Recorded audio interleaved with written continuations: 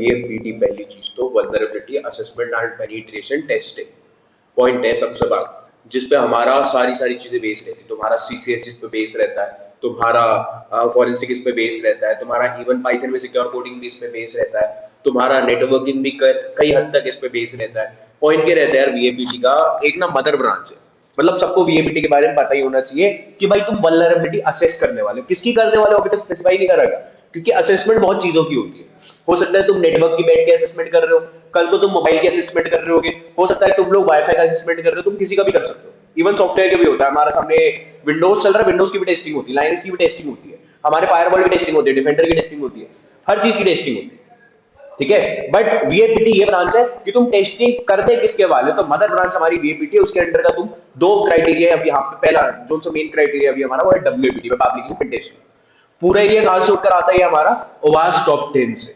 ओवास को तो जानते होंगे, ओवास टॉप 10 जो कि भाई स्पेसिफिक कंपनी है, open web application security project, web application के सिर्फ मोबाइल स्टैंडर्ड इसके बिल्कुल ये अलग चल रहे होते हैं। अब यहाँ पे क्या है, 10 रिस्क आ जाते हैं हमारे पास, 10 डिफरेंट वेरिएशन के साथ में, 10 डिफरेंट कामों के साथ में, जिनमें हम सारे पढ़ेंगे।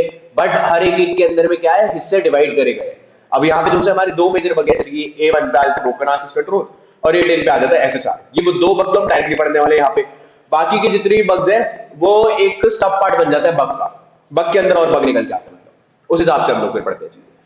अब यहाँ पे हम लोग वीएपीटी के बारे में बात करें तो नाम भी लिख लेता हूँ, VAPT vulnerability assessment and penetration testing. इसके अंदर के जब जब हम लोग पेनिट्रेशन टेस्टिंग करते हैं तब हम ना 3 डिफरेंट काइंड की टेस्टिंग करते हैं, जिनमें तुम्हारी सबसे पहली टेस्टिंग आती है ब्लैक बॉक्स की टेस्टिंग, दूसरी आ जाती है हमारे पास यहाँ पे व्हाइट बॉक्स की टेस्टिंग, और तीसरी आ जाती है हमारे पास ग्रे बॉक्स की टेस्टिंग, ठीक है। 3 काइंड की टेस्टिंग, तीनों में डिफरेंशिएटेड वर्किंग होता है। अब जैसे कि हमारी ब्लैक बॉक्स टेस्टिंग है, बहुत ही हाई प्रोसेसिंग होता है इसके अंदर। हाई प्रोसेसिंग मतलब हम लोग यहाँ पे बैठ के ब्लैक बॉक्स टेस्ट कर रहे होते हैं। जो सा व्हाइट बॉक्स टेस्टिंग है, इसके अंदर बहुत ही लो काइंड का क्या होता है, प्रोसेसिंग हो रहा होता है, और जो सा अपना तीसरा वाला वो मीडियम काइंड की प्रोसेसिंग दे देता है अपने को वर्किंग में, ठीक है। मिड लिख देता हूँ, मिड प्रोसेसिंग। अब यहाँ पे मिड, हाई और लो का प्रोसेसिंग का क्या मतलब होता है, देखो पॉइंट क्या है यार कि अब कल की डेट में तुम लोग फेसबुक वगैरह का क्या करना चाहते हो, टेस्टिंग करना चाहते हो, ठीक है। अब यहाँ पर है ना वर्डिंग जो मैं टेस्टिंग का इस्तेमाल करता हूँ, टेस्टिंग एक्चुअली में हैकिंग ही होता है, बट ओरिजिनली वर्ल्ड में ना तुम लोग हैकिंग नहीं कह सकते। कहीं भी हम कॉर्पोरेट वगैरह में जाते हैं, गवर्नमेंट में जाते हैं, वो लोग हैकिंग कभी नहीं कहेंगे, वो लोग क्या कहेंगे कि यहाँ पे बंदा टेस्ट करने के लिए है। क्या टेस्ट करने के लिए, हमारी वेब टेस्ट करने के लिए, हमारे नेटवर्क टेस्ट करने के लिए, हमारे वाईफाई टेस्ट करने के लिए, मतलब क्या अंदर हैक करना चाहता है।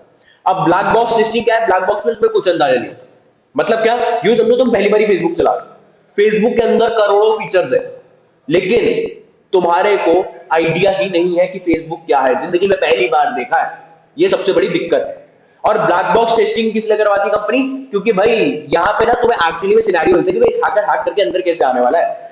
क्योंकि जब मैं ब्लैक बॉक्स की बात शेयर करता हूँ तो तुम सारे यहाँ पे ब्लैक बॉक्स ही करके, तुमने जब एसक्यूएल इंजेक्शन करा था तब तुम एक नई वेब एप्लीकेशन पे गए थे, तुमने क्या करा, तुमने भाई सीखा था पहली चीज, तुम्हें पहले दिन पे नहीं आ गया था, दूसरे दिन पे भाई हल्का हल्का समझ आया, तीसरे दिन पे आने लग गया, और अब क्या आदत सी बनती जा रही है कि भाई डेली वही सेम चीज देखने, वही सेम चीज पे एसक्यूएल इंजेक्शन मारना, काम खत्म हो जाएगा। लेकिन ये था ब्लैक बॉक्स टेस्टिंग, तुम्हें मतलब बैकग्राउंड का आइडिया पता चल गया था कि आप भाई ये चीज देखते ही यहाँ पे इंजेक्ट करना अपना क्वेरी, ये ब्लैक बॉक्स था। मतलब तुम क्या है अब उससे एफिलिएटेड हो गए, तुम्हें आदत पड़ गया, डेली बेसिस पे देख रहे थे, ये ब्लैक बॉक्स। अब मैं गूगल ड्राइव पे भी टेस्ट करना चाहता हूं तो पहले मेरे को फीचर पता होने चाहिए, क्योंकि क्या है मैंने एकदम ही नए नए यूजर की तरह हूं यहाँ, मेरे को बैकग्राउंड का कोई सीन नहीं पता, और जब बैकग्राउंड का सीन नहीं पता तो कंपनी चाहता है किसी बंदे को अगर बैकग्राउंड का सीन नहीं पता ना, तो वो बैठ के टेस्ट करेगा, तो उसे एक्चुअली में सबसे बड़ा सिनेरियो मिलेगा कि भाई अगर सामने की तरफ से कोई आता है तो कैसे वो वर्क करेगा। व्हाइट बॉक्स में क्या है, सीन बदल जाता है। व्हाइट बॉक्स में ना जोन सा टेस्टर होता है या हैकर होता है, उसे ना पहले से आइडिया होता है क्या चीज, कि भाई बैकग्राउंड में कोड क्या है और फ्रंट एंड पे वेब एप्लीकेशन कैसे दिखाई देगी। मतलब क्या तुम्हारे हाथ में कोड होगा ना तो तुम देख के पैच लगा सकते हो उस पर, सीधी बात, और जब देख के पैच लगा सकते हो तो काम आसान हो जाएगा। लेकिन व्हाइट बॉक्स टेस्टिंग ना हम लोग करते हैं, व्हाइट बॉक्स टेस्टिंग कंपनी खुद ही करवाया था, मतलब जो सा भी कंपनी का सीनियर डेवलपर है या मिड डेवलपर है, जो सा भी डेवलपर है, उसे साफ सीधा बोल दिया जाता है कि भाई तूने डेवलप करा है, इसको प्लीज बैठ के टेस्ट कर दे, इसका यूआई भी टेस्ट कर, इसका यूएक्स भी टेस्ट कर, दोनों फ्रंट एंड और बैक एंड दोनों टेस्ट करने साथ साथ। तो व्हाइट बॉक्स टेस्टिंग कंपनी का डेवलपर कर देता है मोटा मोटा, हमारा इतना रोल नहीं आता इसके अंदर। बट स्टिल अगर हम जैसे लोगों का रोल आता भी है कि भाई उन्होंने स्पेशली बंदा हायर करा है या एक हैकर को बुलाया है इस पर्टिकुलर पर्पस के लिए, तो व्हाइट बॉक्स सबसे महंगी भी होती है, सबसे बड़ा रेट व्हाइट बॉक्स का ही था। इसलिए भाई व्हाइट बॉक्स महंगी है, स्टिल लो प्रोसेसिंग है, क्योंकि भाई डेवलपमेंट वगैरह सब कुछ तुम्हारे हाथ में, तो तुम्हें एकदम आदत सी पड़ेगी यार, क्योंकि इसके अंदर कंपनी के अंदर का बंदा बैठे गई, तो जब तुम्हें अंदर की बात पता हो ना, तो आराम से उसके अंदर बग निकाल सकते हो। फिर आया तुम्हारा ग्रे बॉक्स की टेस्टिंग। अब ग्रे बॉक्स जो है, इसके अंदर तुम्हें क्या मिल जाता है, इसके अंदर तुम्हें बैकग्राउंड की थोड़ी सी मदद मिल जाती है ग्रे बॉक्स में। मतलब क्या होने वाला है, तुम्हें यहाँ पे एडमिन पैनल के क्रेडेंशियल मिल जाएंगे, मेल सर्वर के क्रेडेंशियल मिल जाएंगे, तुम्हें क्रेडेंशियल पहले से मिल जाता है इसके अंदर, मोटी मोटी बात होती है, ठीक है, जहां से तुम्हें रूट एक्सेस मिल जाए, मतलब प्रिविलेज तुम्हारा एस्केलेटेड ही होता है, नॉर्मल यूजर तुम नहीं रहते, हेल्प हो जाती है पहले से। इसलिए ग्रे बॉक्स टेस्टिंग भी लोग करवाते हैं, बट कंपनीज 90% जो प्रेफर करती है वो है ब्लैक बॉक्स टेस्टिंग, उनके हिसाब से ये वाला बेटर ऑप्शन, ठीक है, एक रियल पर्सपेक्टिव मिल जाता है वर्ल्ड के हिसाब से, बस इस चक्कर में वो लोग इस चीज का इस्तेमाल करते हैं, और कोई वजह नहीं। क्लियर है भाई? तीन का टेस्टिंग, ये तीन का टेस्टिंग हमारे साथ हमेशा चल रहा होता है, यहाँ पे बैठ के जो हम करते हैं वो सारा सारा ब्लैक बॉक्स का ही टेस्टिंग है, और टेस्टिंग हम लोग करते ही नहीं, ठीक है। बट कंपनी में जाते हैं, कंपनी में व्हाइट बॉक्स भी होता है, कंपनी में ग्रे भी होता है, कंपनी में ब्लैक बॉक्स भी होता है, डिपेंड कर रहा होता है कंपनी पे कि भाई वो कौन सा करवाए। चलो भाई, ये थी हमारी VAPT, vulnerability assessment and penetration testing, जिसके ऊपर हमारा पूरा पूरा कोर्स चलता है, ठीक है। अब यहाँ पर क्या है, जब हम लोग बात करते हैं वीपीटी की ब्रांच के अंदर में, डब्ल्यूएपीटी की, वेब एप्लीकेशन पेनिट्रेशन टेस्टिंग, तो भाई वेब एप्लीकेशन क्या है, पहली चीज हमारी ऋषभ, वेब एप्लीकेशन क्या है?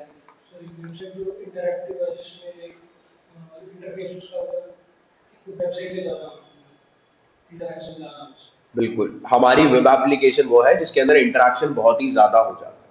अगर इंटरेक्शन ही रहेगा तो वही स्टैटिक वेबसाइट बन जाएगी, स्टैटिक वेबसाइट पे हम लोग कुछ भी नहीं करते। हमें डायनामिक वेब एप्लीकेशन ढूंढना होता है। डायनामिक का मतलब वहाँ पे जावास्क्रिप्ट इस्तेमाल हो रही है, वहाँ पे सीएसएस लगा रखा है, वहाँ पे एचटीएमएल लगा रखा है, लेकिन ये तो बहुत कैजुअल एप्लीकेशन में भी लगा होता है। वहाँ पे क्या, वहाँ पे इनके फ्रेमवर्क्स भी अच्छे खासे लगा रखे हैं, मतलब फ्रेमवर्क में क्लास वगैरह सब कुछ लगा दिया हम लोगों ने, ठीक है। एकदम तगड़ी सी वेब एप्लीकेशन डेवलप करी, जहाँ पे क्या है, जैसे फेसबुक का एग्जाम्पल लिया जाए तो क्या क्या करा सकता है हमारा फेसबुक, फेसबुक तुम्हारा कॉल करा सकता है, ठीक है, फेसबुक तुम्हारा वीडियो कॉल भी करा सकता है, फेसबुक तुम्हारा चैटिंग भी करा सकता है, फेसबुक तुम्हारा फोटो अपलोड करवा सकता है, फेसबुक फोटो डाउनलोड करा सकता है, रील दिखा सकता है, कमेंट करा सकता है, शेयरिंग करा सकता है, ए टू जेड काम करा सकता है, ठीक है। बहुत बड़ी एप्लीकेशन है फेसबुक की। तो भाई वो एक डायनामिक वेब एप्लीकेशन है, web application penetration testing. Penetration testing का डायरेक्ट एक तरीके से मतलब होता है कि तुम एक्सेस लेना चाहते हो किसी पर्टिकुलर का, ठीक है, बट स्टिल यहाँ पे हम लोग किस पे ट्राई करेंगे, वेब एप्लीकेशन पे। ओवास का स्टैंडर्ड भी वेब एप्लीकेशन के बेसिस पर ही है। चलो भाई, अब इनके बारे में तो आइडिया होगा ही ऑलरेडी, आइडिया है, दोबारा समझा देता हूं। पहला आता है हमारे पास ओवास 2017, दूसरा आया हमारे पास ओवास 2021। दो डिफरेंट कहेंगे ओवास, हालांकि हम लोग इस वाले ओवास को भी कई बार फॉलो करते हैं, इसको भी फॉलो करते हैं, डिपेंड करता है कि भाई तुम्हारा क्या मूड चल रहा है, ठीक है, क्योंकि भाई बग्स डिफरेंट हो जाते हैं। अब इसके अंदर क्या है, सबसे पहला आ जाता है हमारे पास इंजेक्शन। इंजेक्शन आज भी इंजेक्शन है हमारे पास, तो भाई इंजेक्शन तुम्हारा वही हो गया, कोड इंजेक्शन, कमांड इंजेक्शन, क्या कहते हैं, SQL injection, XSS, JavaScript injection, अलग अलग काइंड के इंजेक्शन में गिर जाते हैं, ठीक है। दूसरा है ब्रोकन ऑथेंटिकेशन। ब्रोकन ऑथेंटिकेशन को भाई चेंज करके यहाँ पे डाला गया software and data integrity failures. मतलब क्या है ब्रोकन ऑथेंटिकेशन का, कि भाई बिना किसी बंदे के परमिशन के उसके अकाउंट का एक्सेस ले लेना, ठीक है। आजकल ये वाला इस नाम पे क्यों बदला गया, मतलब आइडेंटिफिकेशन ऑथेंटिकेशन फेलियर्स में इस चक्कर में बदला गया, क्योंकि भाई यहाँ पर सबसे बड़ी दिक्कत ये थी कि अब नहीं एक फीचर की तरह गिना जाता। ब्रोकन ऑथेंटिकेशन आजकल नहीं मिलता, तुम्हें मिलता भी है तो भी भाई ये फीचर की तरह गिना जाता है। मतलब क्या होता है ब्रोकन ऑथेंटिकेशन का, अगर एक वेरिएशन में बताऊं तो बिना किसी बंदे की परमिशन के उसके अकाउंट में एक्सेस लेना। मतलब क्या, फेसबुक पे 2FA लगा होता है, ठीक है, पासवर्ड भी लगा होता है, ईमेल का वेरिफिकेशन भी आता है, सब मांग लेते हैं दुनिया जाके सिक्योरिटी, उससे भी फर्क नहीं पड़ता, अकाउंट का सीधा एक्सेस तो मिल ही जाएगा, ठीक है। ये चीज हम पढ़ेंगे भी करते कैसे, बट स्टिल ये वाला बग आज की डेट में नहीं है। बग क्या है, बदल गया, आइडेंटिफिकेशन एंड ऑथेंटिकेशन फेलियर, यानी कि पहचानने में गड़बड़ हो गई किसी बंदे को। फिर आया चौथा एक्सएक्सी। एक्सएक्सी ना भाई एक तरीके से मिलना बंद हो गया, बहुत ही रेयर केस होता है कि ये मिलता है, बहुत ही रेयर केस है, तो हम लोग इसे अलग से जाकर ही पढ़ेंगे क्योंकि टॉपिक का ही पार्ट है हमारा एक्सएक्सी। फिर आया ब्रोकन एक्सेस कंट्रोल, ये मैं ऑलरेडी बता चुका, ये हमारा टॉपिक ही है भाई इसके अंदर। फिर आया भाई हमारा सिक्योरिटी मिसकॉन्फिगरेशन, ये भी भाई टॉपिक ही है। एक्सरसाइज तो जानते हो सारे के सारे। इनसिक्योर डीसेरियलाइजेशन, ये यहाँ पर आके बदल गया, इनसिक्योर डीसेरियलाइजेशन की वजह से जरूरत नहीं है, बट जब टाइम आएगा तो मैं बताऊंगा। फिर I using components with known vulnerability, यानी कि जिनके बारे में तुम जानते हो, ये ऑलरेडी इधर आ चुका है। फिर इनसफिशिएंट लॉगिंग एंड मॉनिटरिंग, यानी कि इंसान की गलती है, उसने ध्यान नहीं दिया, उसकी वजह से यहाँ पे बग निकला। ठीक है, अब यहाँ पर जितने भी है वो सारे सारे लेटेस्ट वाले हैं। ब्रोकन एक्सेस कंट्रोल पूरा ही बग है, बहुत ही तगड़ा बग है, पढ़ेंगे पूरा पूरा, काफी लंबा टॉपिक है। क्रिप्टोग्राफिक फेलियर आया फिर हमारे पास, जहां पर क्या है सेंसिटिव डेटा एक्सपोज हो जाता है। मतलब क्या है ये क्रिप्टोग्राफिक फेलियर एक बहुत ही बड़ी बीमारी है। लोग एचटीटीपीएस जबरदस्ती का इस्तेमाल करवाते हैं कंपनी में, किस वजह से, ताकि तुम्हारा सिक्योरिटी मेंटेन हो। बट कई बार होता है कंपनी सिक्योरिटी मेंटेन नहीं करता या किसी वजह से वहां पे कुछ रह गया या गलती हो गई भाई किसी बंदे से, तो क्रिप्टोग्राफी नहीं हो पाई, मतलब एन्क्रिप्शन नहीं हो पाएगा। इस चक्कर में क्या है ये लोग करते हैं सिंपल सा काम कि भाई क्रिप्टोग्राफिक फेलियर में चीजों को डाल देते हैं, यानी कि जो सा डेटा छुपा होना चाहिए वो तुम्हारे सामने। अगला है इंजेक्शन, इंजेक्शन वही चीज, इनसिक्योर डिजाइन। अब इनसिक्योर डिजाइन क्या है, अब जैसे कि हमारे घर का नक्शा बनता है, इसके लिए आर्किटेक्ट आता है, आर्किटेक्चर बनाता है। यहाँ पर पॉइंट क्या है सिक्योर डिजाइन में, सिंपल सी बात इतनी है कि भाई वेब एप्लीकेशन डेवलप करने से हम लोग पहले ना साइट मैप डेवलप कर लेते हैं, हर कंपनी का। और साइट मैप में ना वो लोग ये मेंशन कराते हैं कि भाई कहाँ पर क्या रखना है। पॉइंट सिर्फ इतना से रहते हैं यहाँ पे कि भाई डेवलपमेंट करते टाइम ना वो लोग सिक्योर डिजाइनिंग का इस्तेमाल करते हैं कि भाई डिजाइन भी सिक्योर होना चाहिए। मतलब अगर फायरवॉल एक जगह इंप्लीमेंट कर दी गई तो एक बहुत ही बड़ी वेब एप्लीकेशन को ऑटोमेटिकली अपने अंदर में ऑर्गेनाइज करवा देगी। स्टिल ये काम करते कैसे, ये सिक्योर डिजाइन के अंदर भाई देखते हैं हम लोग कि भाई कंपनी के अंदर में बिजनेस लॉजिक में फ्लॉ है।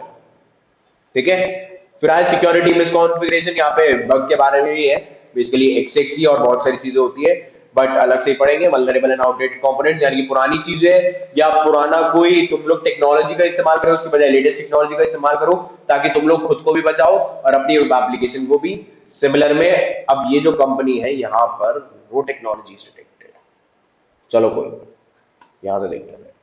देखो भाई अब यहाँ पे क्या है, 80 नंबर का पोर्ट 443 पोर्ट 80 80 8443, यहाँ पे अपना HTTP वगैरह वगैरह चल रहा है। बट मैं कहता हूँ कि अगर यहाँ पे 80 चल भी रहा है तो भी भाई हमारे HTTP के वर्जन चल रहे हैं। और हाइपरटेक्स्ट ट्रांसफर प्रोटोकॉल में क्या है भाई, ये भी सीन होता है कि उसके अंदर जितने वर्जन तुम लोग वर्जन के ऊपर भी बग निकाल सकते हो।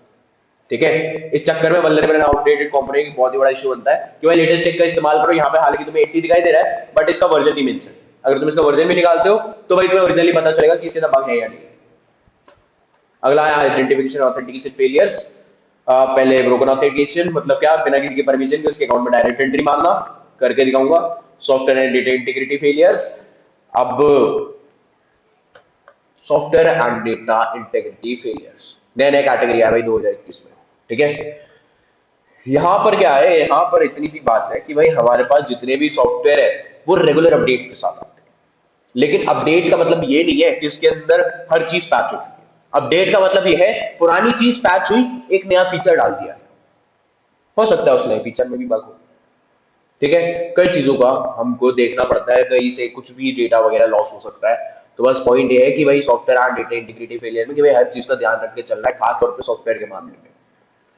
Security logging and monitoring failures, यानी कि भाई तुमने ध्यान नहीं दिया, तुमने अपनी कंपनी के अंदर में पूरा पूरा एक आईडीएस वगैरह नहीं लगाया कि भाई अंदर कोई आते तो तुम्हें पता चल जाए, इंसिडेंट अलर्टिंग जिसकी बोला गया आईडीएस, इंट्रूजन डिटेक्शन सिस्टम। या तो फिर इम्पैक्ट विजिबिलिटी, यानी कि भाई कल की डेट में तुम्हारी कंपनी में कुछ भी होता है तो तुम्हें उसके बारे में आइडिया होना चाहिए। ठीक है, तुम्हें खुद पता होना चाहिए कि यानी कि तुम्हारा सिक्योरिटी कंपनी का तुम्हारे हाथ में होना चाहिए। कभी भी 24/7 देख लो, 50,000 सिस्टम है तो 50,000 सिस्टम का सिक्योरिटी तुम्हारे पास है। लास्ट में ऐसे सारे बागी है। ठीक है, पूरा ही पढ़ेंगे, बागी बहुत बड़ा ले रहे भाई। आवाज टॉप 10 स्टैंडर्ड के बेस पे हम लोग लेके वर्किंग करते हैं। इसके अलावा अलग अलग कंपनीज होती है, जैसे कि तुम्हारी नेस्ट भी है, नेस्ट नेशनल इंस्टीट्यूट,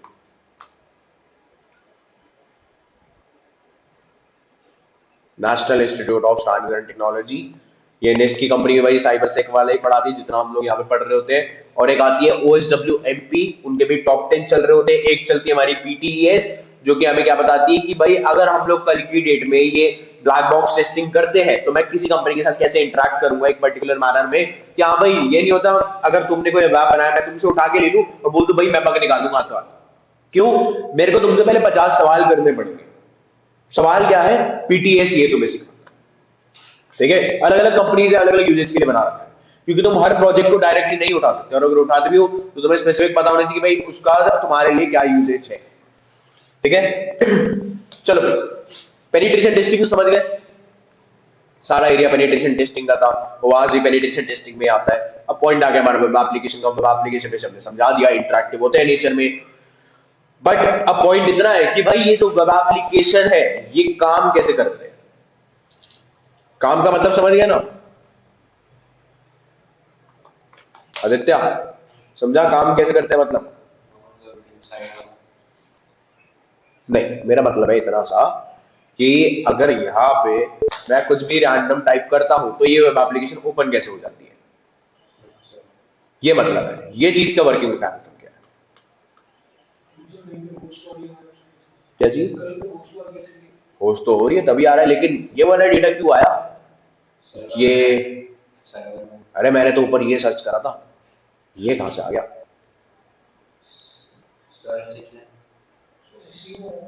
एसईओ, इसमें वो एसईओ वाला वर्ड ही कहाँ है?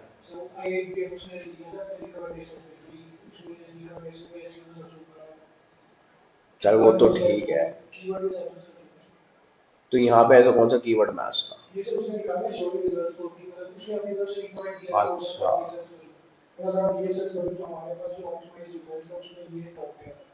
चल वो भी ठीक है, वो तो एसईओ की बात आ गई। लेकिन मैंने यहाँ पे फिर से रैंडम टाइप लिखा, तो भाई ये जो रैंडम मैं लिख रहा हूँ, यहाँ पे लिखने के बाद मेरी रिक्वेस्ट जा रही है इस वर्डिंग की, और ये चीज ओपन कैसे हो रही है? मतलब चल पहला तेरा रिकमेंडेशन हो गया, बट ये बाकी सारा क्या है? ये छठे पेज तक और यहाँ पे आगे तक जा रहा है, ये सारा डेटा कहाँ से आ रहा है और ये ओपन ही कैसे हो रहा है मतलब?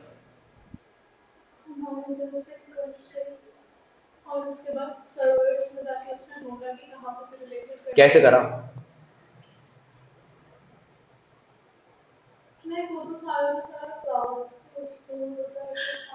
वही तो, वहां तक कैसे पहुंचा? तू जाएगी क्लाउड तक तो चल के ही जाएगी ना, तो ये कैसे गया? वही तो पाथ क्या है, कैसे पहुंचा पाथ तक? एचटीटीपी के थ्रू, ठीक है। एचटीटीपी क्या है? एचटीटीपी क्या है? प्रोटोकॉल तो पता है, लेकिन यहाँ पे क्या है?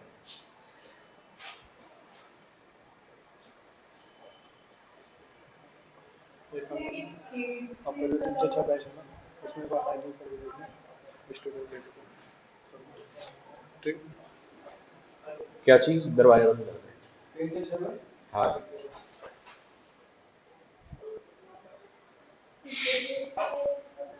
क्या गेटवे? एचटीटीपी क्या है?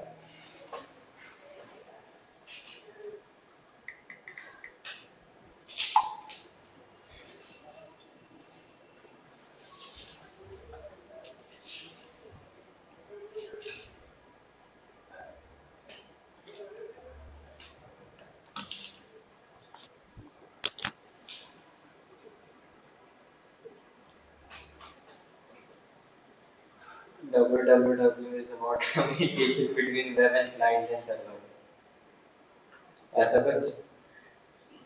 www आ गया, एचटीटीपीएस बोला। हाँ मतलब HTTP का कोई मतलब वो आ जाता है। क्या आ जाता है? HTTP www मतलब वेबसाइट्स पे तो खोलने में मदद करता है, मतलब वेब एप्लीकेशन वेबसाइट्स। भाई तो कैसे?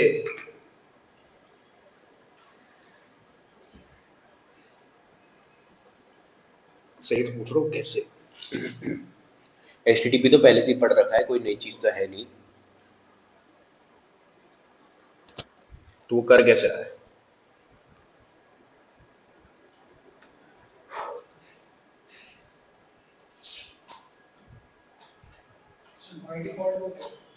क्या? वो तो वैसे भी कर ही रहा है।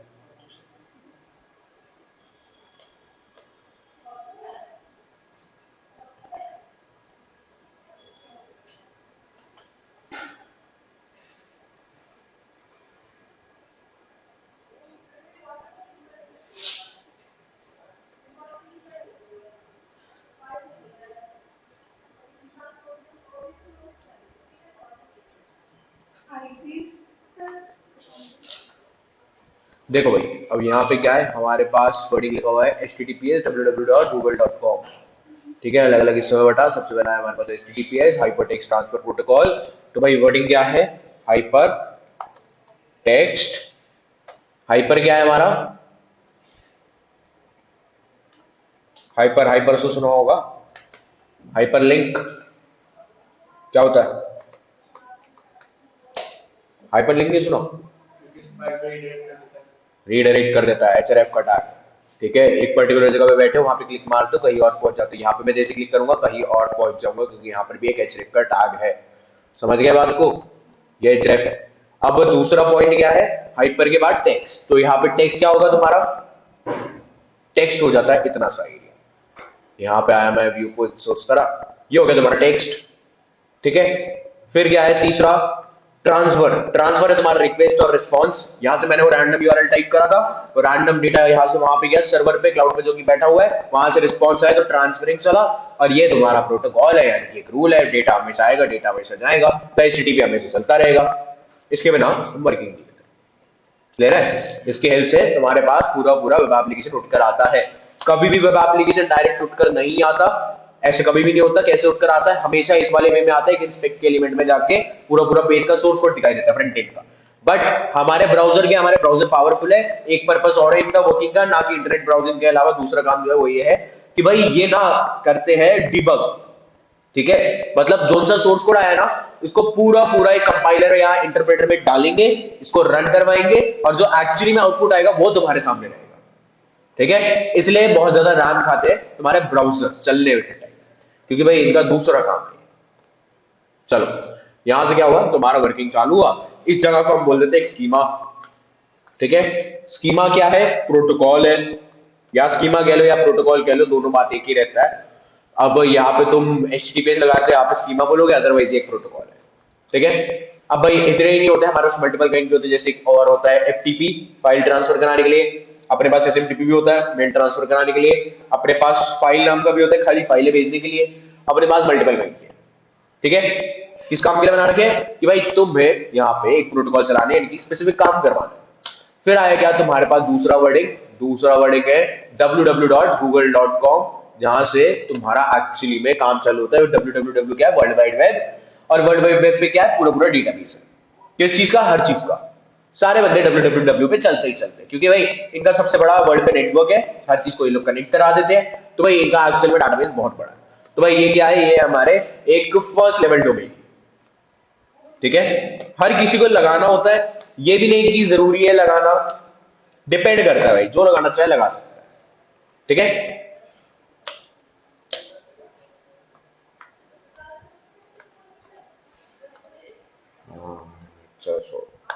First level domain. दूसरा आ गया हमारे पास गूगल। गूगल क्या है हमारा, गूगल क्या है भाई,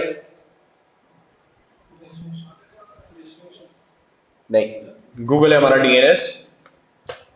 DNS क्या है, DNS हमारा नाम। ठीक है, बट इस जगह को क्या हम बोलते हैं, एक सेकंड लेवल डोमेन। यहां पर भी तुम्हारा हिस्सा बढ़ गया सेकंड लेवल डोमेन। और तीसरा क्या है तुम्हारे पास, .com। .com हो गया तुम्हारा सबसे बड़ा एरिया, एक TLDS, top level domain system. ठीक है, ऐसे करके तुम्हारा पूरा पूरा एरिया बढ़ जाता है यहाँ पे, और तुम्हारा क्या रेडी होता है, एक URL। अलग अलग इसका होता है, सबसे पहला स्कीमा, दूसरा है फर्स्ट लेवल डोमेन, सेकंड आया क्या कहते हैं, सेकंड लेवल डोमेन गूगल, फिर आया तीसरा तुम्हारा .com, ये हो गया तुम्हारा TLDS, top level domain system. यानी कि .com के अलावा तुम दूसरे इस्तेमाल कर सकते हो, .gov लगा सकते हो, .pk लगा सकते हो, .in लगा सकते हो, .edu लगा सकते हो, .io लगा सकते हो, टॉप लेवल डोमेन। ठीक है, चलो यहां पर हो गया हमारा वेब एप्लीकेशन चालू, बस आगे पीछे होगा यहां से। ठीक है, अब जो उनका दूसरा मेजर काम है वो है भाई अपने को पढ़ने का DNS के रिकॉर्ड।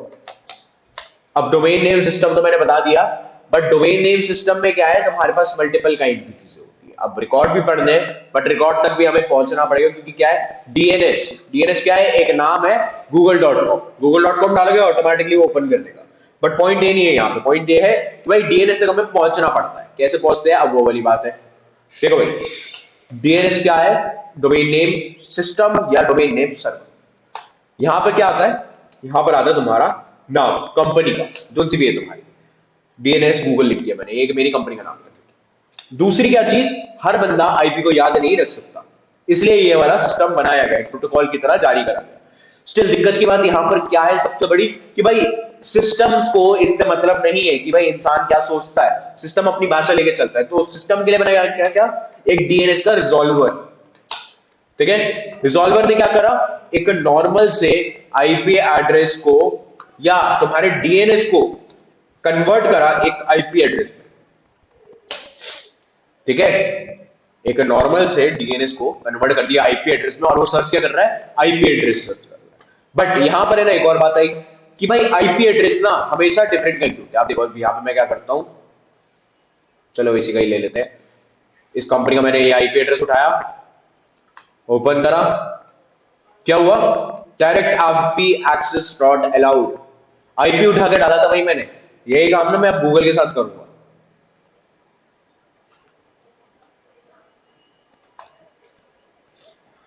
ठीक है भाई। गूगल का आईपी ओपन हो गया, बट इस कंपनी का ओपन नहीं हुआ, क्लाउडफ्लेयर का ओपन नहीं हुआ, बट अपने google.com का ओपन हो गया। किस वजह से ओपन हो गया, अब यहाँ पर एक ही छोटी वजह आती है कि भाई रिजॉल्वर कैसे काम करता है बेसिकली। अब क्या है, हमारे पास ना डिफरेंट डिफरेंट काइंड के सर्वर्स आते हैं, बहुत डिफरेंट काइंड के हमारे पास सर्वर है।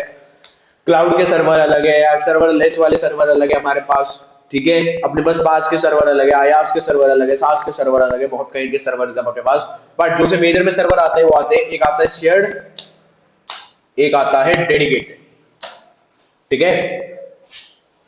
एक शेयर्ड सर्वर, एक डेडिकेटेड सर्वर।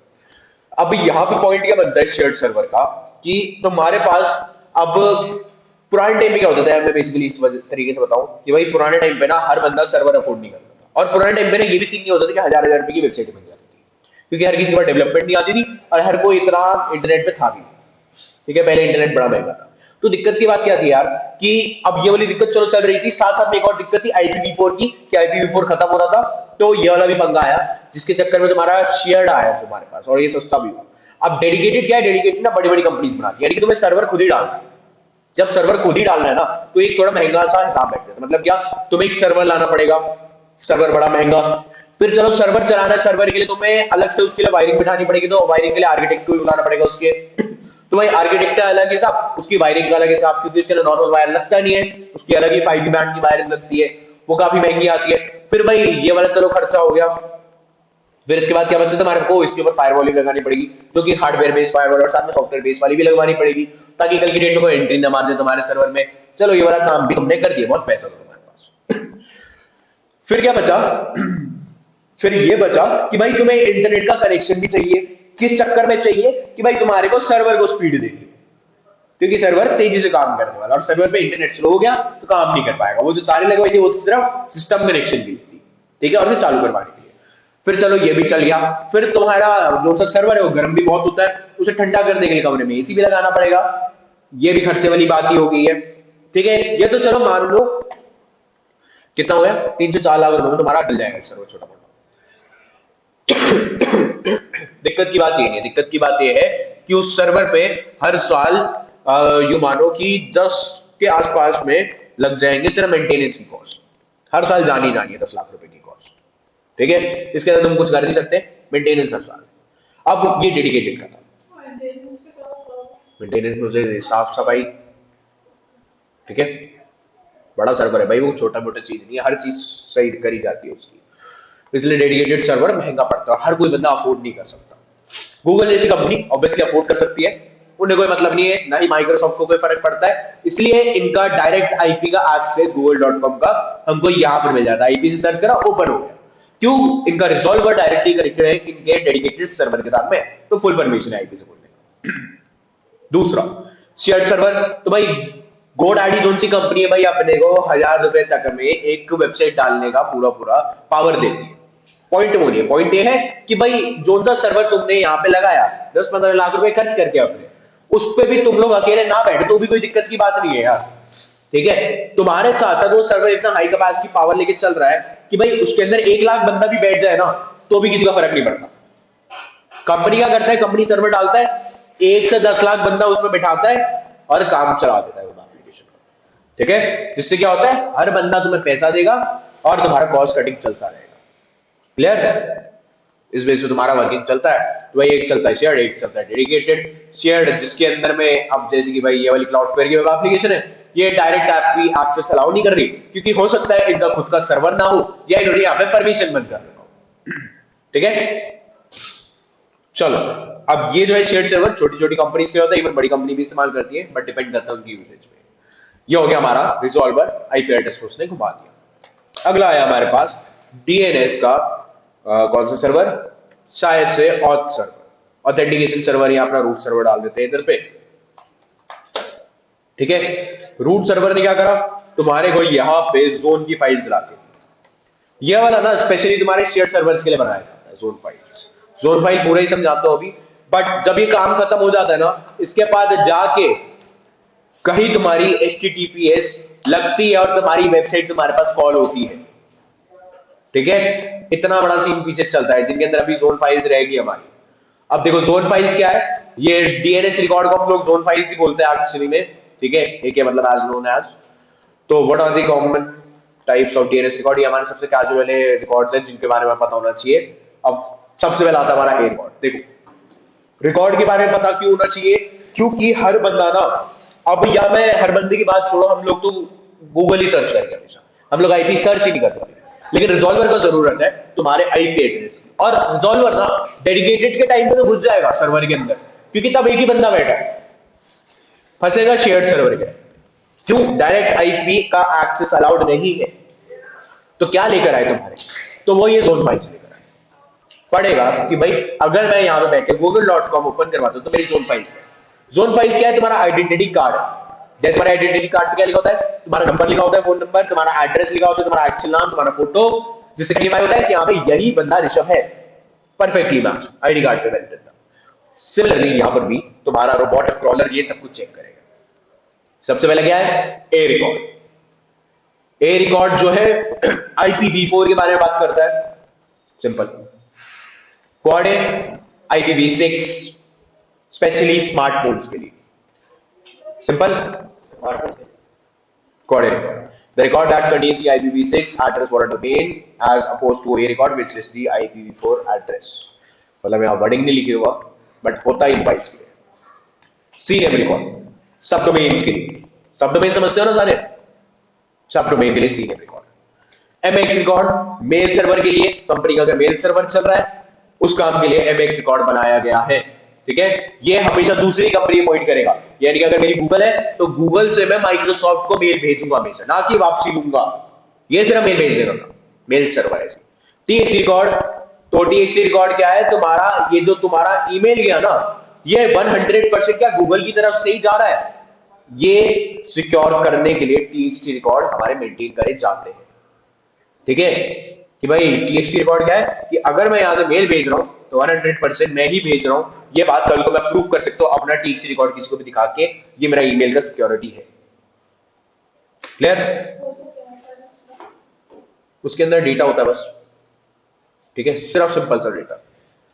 फिर आया हमारे पास NS रिकॉर्ड, नेम सर्वर का रिकॉर्ड। ठीक है, नेम सर्वर क्या है, कंपनी का लोकेशन, नाम का, नाम और पता। नाम का location. SEO record, start authority का मतलब आया admin, stores admin information about a domain, मतलब भाई थोड़ा सा बायो एडमिन अगर देना चाहता है, हो सकता है उसका ईमेल एड्रेस हो सकता है कुछ बात करना चाहता हो, हाय हेलो अपना खुद के बारे में बता रहा हो, SEO रिकॉर्ड, सिंपल। फिर आया SRV record, services, specify the port for specific service, मतलब जितने जितने तुम यहाँ पे ओपन पोर्ट देख रहे हो ना यार, ये सारी की सारी कंपनी ने खुलवा रखे हैं। किस पर्पज से, क्योंकि कंपनी को ऑलरेडी पता है कि हमारी कंपनी को ये आने वाला है ना, तो उनको ये चीजों की जरूरत है, उनके कहने से पहले हम ही ओपन करा देते हैं, इसलिए कुछ चीजें तो ओपन ही रहेगी हमेशा। ठीक है, लास्ट में आया तुम्हारा PTR रिकॉर्ड। PTR रिकॉर्ड में क्या लगा है, रिवर्स लुकअप। अभी मैंने क्या बताया कि भाई एक शेयर सर्वर में कितनी वेब एप्लीकेशन हो सकती है, लाखों। मैं कैसे कह सकता हूं, क्योंकि मैं तुम्हें दिखा देता हूं। अभी देखो यहां से मैं चला जाता हूं अपनी कंपनी पे, लो भाई ये रहे मेरे टूल्स, और यहाँ पे ये रहा मेरे रिवर्स आईपी लुकअप, जो जो काम मैं इधर बता रहा था रिवर्स लुकअप। तो मैं यहाँ पे आईपी का ही करूंगा।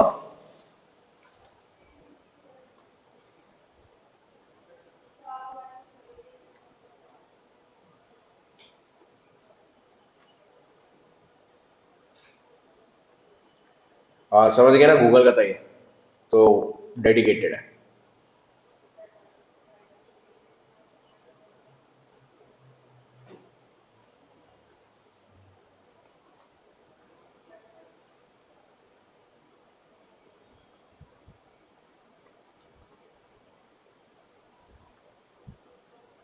लो भाई, यहाँ पे क्लाउडफ्लेयर ही क्लाउडफ्लेयर बैठा है, लेकिन क्लाउडफ्लेयर की खुद की वेब एप्लीकेशन भी बैठी हुई है।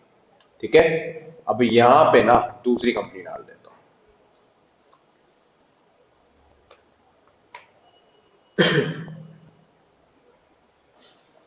लो भाई, जिसपे क्रिप्टस डॉट इन बैठा हुआ है, उस पे क्या है, अलग अलग काइंड की कंपनीज है। कितनी कंपनीज है,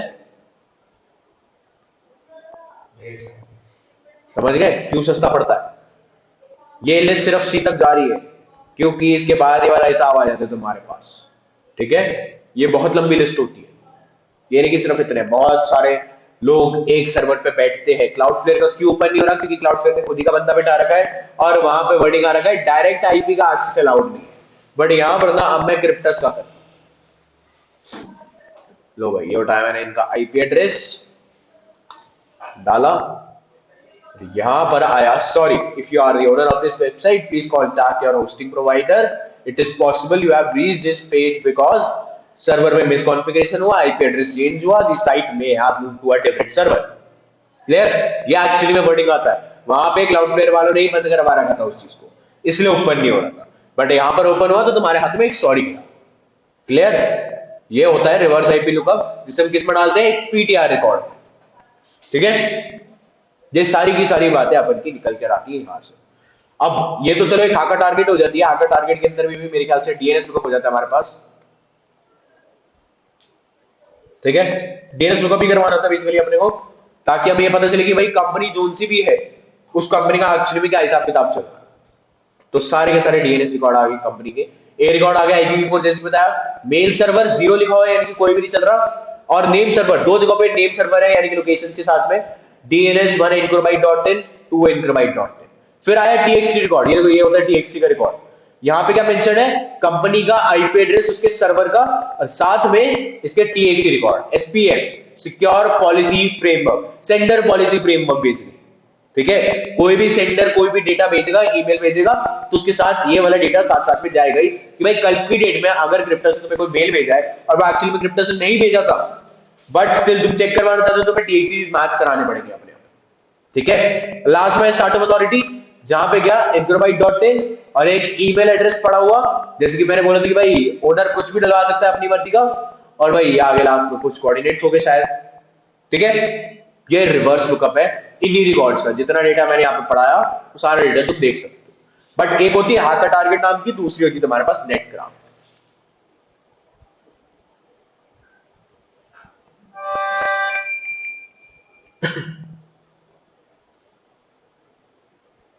दोबारा से सर्च करके दिखा, देखो भाई यहाँ पर नेट ग्राफ पे आप आके बस सर्च करना है, पहले तो कंपनी का नाम डाल लेगा क्रिप्टस.इन, और फिर नंबर थर्ड सर्च कर रहे हो तुम डीएनएस।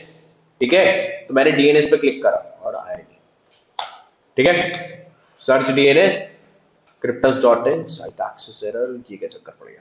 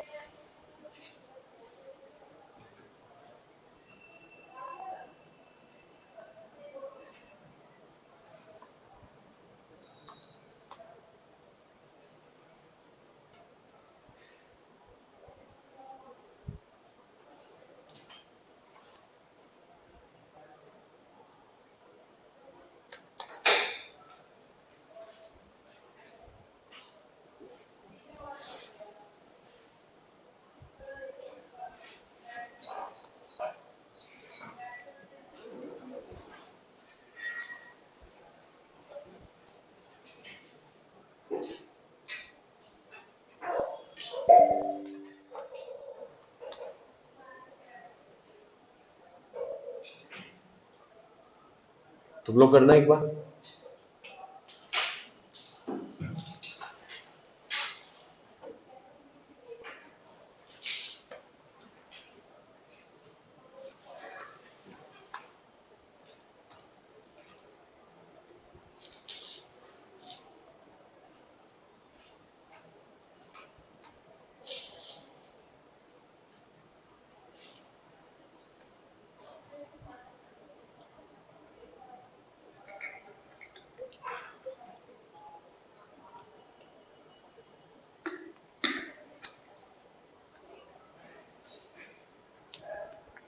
फिर कहाँ से बोलेंगे?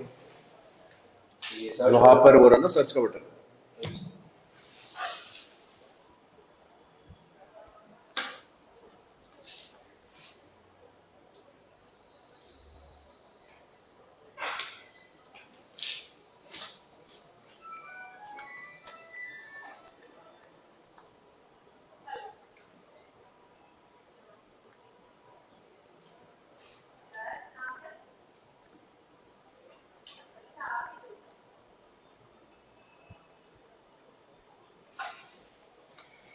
हो गया ऊपर? टाइम।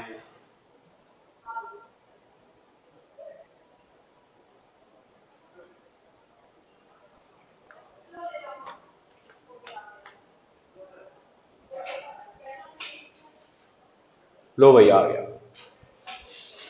उसने मैचिंग क्रिप्टस डॉट इन, तो वही एक क्रिप्टस डॉट इन है साइट। उसकी रैंक कहाँ पे पड़ता है, ठीक है, रैंकिंग एल्गोरिथम के हिसाब से पहली बार कब दिखाई थी, जनवरी 2017 में। फिर आया भाई नेटब्लॉक, हमारा डिजिटल ओशन वाले हैं, और लास्ट में आया ऑपरेटिंग सिस्टम लाइनक्स। ठीक है, अब यहां पर एक दो बातें और याद रखना। देखो तुम्हारे पास एक वर्डिंग होता है पीएचपी। पीएचपी हालांकि लैंग्वेज है, बट जब बात वेब एप्लीकेशन का होता है और तुम किसी कंपनी में बैठे हो, तुम पैरामीटर चेक कर रहे हो, वहां पे पीएचपी का मतलब है लाइनेक्स। ठीक है, कभी कभी होता है पैरामीटर आईडी चेंज हो जाता है, पीएचपी के बजाय क्या लगा होता है एएसपी, यानी कि ऑपरेटिंग सिस्टम तुम्हारा विंडोज का है। ठीक है, सिमिलर में क्या है, तुम्हारे पास जीएसपी भी होता है, ये जावास्क्रिप्ट। अच्छा। ठीक है, यहाँ पर भी इस पे भी डेवलप करवा देते हैं कई बारी कंपनीज। अलग अलग काइंड की डेवलपमेंट होती है, बट मेजर में जो चीज तुम्हारे को दिखाई देती है वो है पीएचपी की डेवलप करी हुई एप्लीकेशन लाइनक्स में। ठीक है, एएसपी जीएसपी बहुत कम दिखाई देता है, कुछ स्टैटिक पेजेस पे होता है, या कभी कभी एएसपी पे डेवलप करवा देते लोग, डिपेंड करते हैं कंपनी। ठीक है, दो से तीन चीजें यहाँ पे पड़ी रहती है हमेशा। अब यहाँ पे क्या दिखा रहा था, साइट का रिपोर्ट। देखो वहां पे मैंने जितने जितने रिपोर्ट पढ़ा है ना, रिकॉर्ड सारे के सारे, वो यहाँ पर तुम्हारे मेंशन रहेंगे।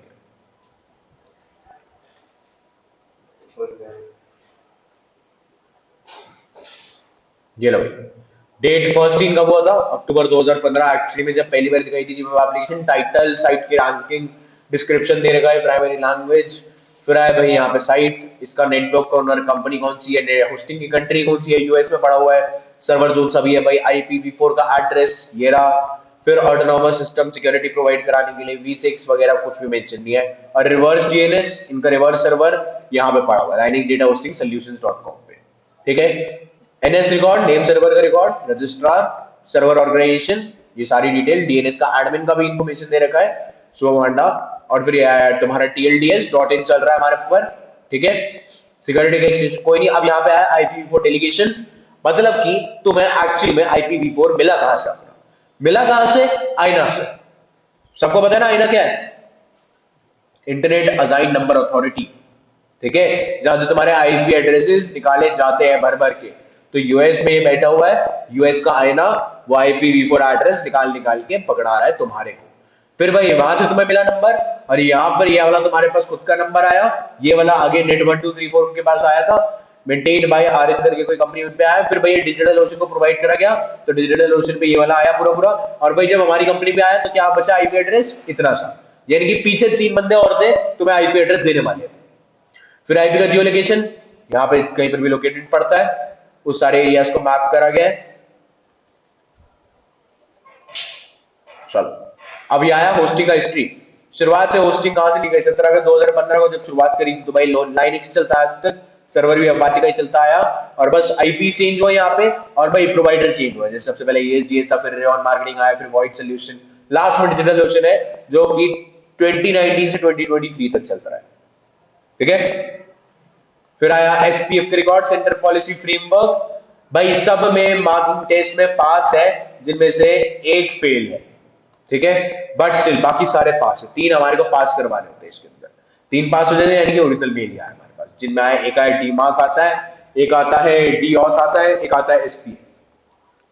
फिर आया वेब ट्रैकर, कहाँ कहाँ पे ट्रैकर लगा रखा है, सर्वर साइड में कौन सी टेक्नोलॉजी चल रही है, भाई PHP, जैसे कि मैंने बताया क्रिप्टस में PHP चल रहा है। और फिर भाई SSL भी इन्होंने लगवा रखा है क्लाइंट साइड पे, भाई एसिंक्रोनस जावास्क्रिप्ट का इस्तेमाल करा गया है, मतलब पूरी पूरी डिटेल है। ठीक है, ये सारी डिटेल तुम्हें नेट ग्राफ आराम से लाके दे देता है। इसलिए बड़ा इंपॉर्टेंट टूल। इसी के साथ में एक और इंपॉर्टेंट टूल जिसके बारे में सबको पता होना चाहिए और पता भी है शायद से, वैपलाइजर। पता है ना भाई क्या काम करता है वैपलाइजर? दिखा रहा हूं फिर।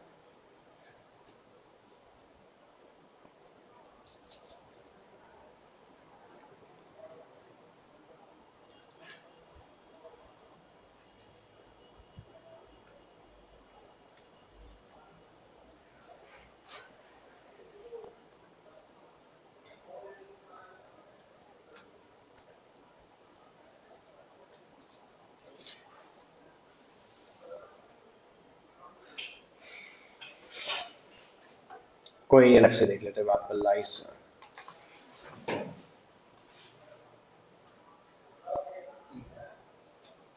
लो भाई, find out what websites are built with.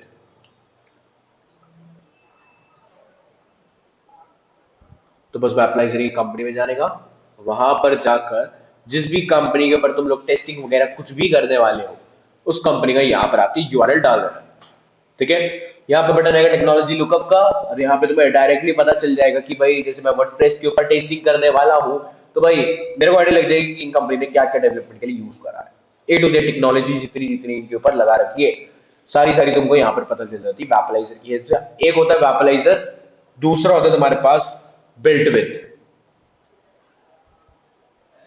Built with भी सेम काम करता है, यहाँ पर भी कंपनी का नाम, इनका लुकअप, और ये भी डेटा निकाल के देता है। जैसे कि भाई एनालिटिक्स एंड ट्रैकिंग के लिए लगा रखा है, फेसबुक का पिक्सल लगा रखा है, कुछ विजेट्स लगा रखे हैं इन लोगों ने, और लैंग्वेज का इस्तेमाल, फ्रेमवर्क्स, मोबाइल, अलग अलग चीजें जितनी जितनी लगा रखी है इन लोगों ने अपनी वेब एप्लीकेशन पे। एक बिल्ट विद तुम्हें दिखाएगा और दूसरा तुम्हें क्या दिखाएगा? वैपलाइजर। इसलिए दो डिफरेंट टूल, वैपलाइजर चल ही नहीं रहा है। तो ब्लैक बॉक्स करने वाले को काम आता है। हाँ बिल्कुल, ये देखिए आगे मेरा वैपलाइजर, अभी मैं जिस कंपनी में खड़ा हूँ वैपलाइजर पे ही खड़ा हूँ। तो भाई वैपलाइजर ने खुद क्या चला रखा है, इन्होंने एक पेमेंट का प्रोसेसर चला रखा है, जो कि भाई ये वाला कंपनी है, स्ट्राइक करके है कोई, साथ में जावास्क्रिप्ट के कुछ फ्रेमवर्क लगा रखे हैं, टैग मैनेजर का इस्तेमाल करेगा, कुछ लाइव चैट भी चला रखे हैं, क्रिस्प लाइव चैट कंपनी के साथ जुड़े हुए हैं। फिर भाई स्टैटिक साइट जनरेटर है इनके पास, वेब फ्रेमवर्क्स है कुछ, miscellaneous, web server, next dot JS. ठीक है, और यूआई के फ्रेमवर्क्स भी इनके पास, ब्यूटीफाई। उसमें अलग है, इसमें अलग क्यों दिखा रहा है? क्या उसमें जो बिटवेज वाला था और इसमें अलग क्यों दिखा रहा है? वो एक्चुअली में तूने पूरा पूरा ओपन करा है, ये सिर्फ एक एक्सटेंशन एक्सटेंशन बहुत छोटा सा हिस्सा दिखा रहा है, वो पूरा ही डेटा दिखा देता है। यहाँ पे बहुत छोटा हिस्सा है, इस पे ये मतलब ऑन द गो वाला है एक्सटेंशन तेरा, कि भाई तेरे पास कोई ज्यादा ध्यान देना नहीं है, तेरे को इतना ज्यादा टेक्नोलॉजी वाले पढ़ना नहीं है, एक्सटेंशन लगा फटाफट दे। अगर तो एक्सटेंशन नहीं देखना चाहता और वैपलाइजर या बिल्डविद की डायरेक्ट वेबसाइट पे जाएगा, तो तेरे को डिटेल्ड एक्सप्लेनेशन मिलेगा हर एक टाइप का। ठीक है, यहाँ पर पूरा डेटा नहीं है, बिल्कुल बहुत छोटा सा पार्ट। और साथ में यहाँ पर यह भी मेंशन करवा देता है कि जैसे जावास्क्रिप्ट का लाइब्रेरी चल रहा है तो उसका वर्जन कैसा है, 2.6.12। ठीक है, तो हम इसके बेस पे भी, वर्जन के बेस पे बग फाइंड आउट कर सकते हैं। क्लियर? चलो ये हो गया हमारा वैपलाइजर, और दूसरा होता था बिल्ट विद। ये दो चीजें भी हमको काम में आती है, जैसे मैंने क्या बताया, डीएनएस लुकअप करने के लिए अपने पास हैकर टारगेट और नेटक्राफ्ट है, वो भी हमारे काम में आते हैं। ये सारी चीजें हमारे काम में आती है पूरी पूरी वर्किंग के टाइम पे, इनके बिना हम लोग चलते नहीं है।